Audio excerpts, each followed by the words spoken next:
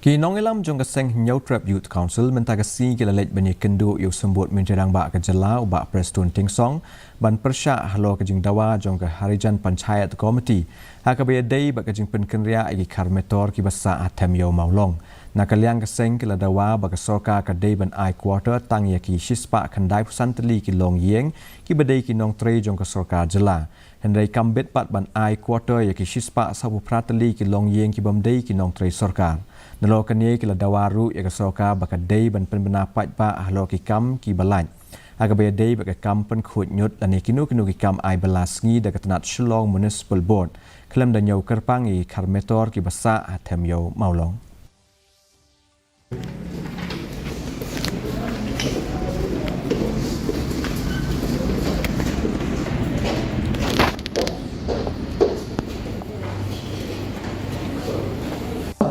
Will not allow the government to give land or to give houses to the 147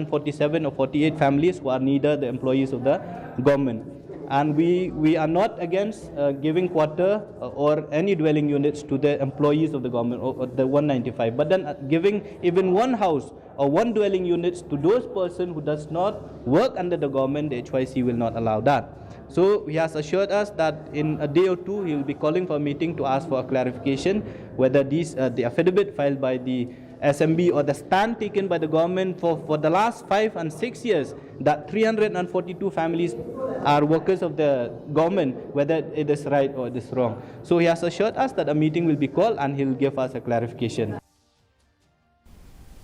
Menteri Kesorkar ubolong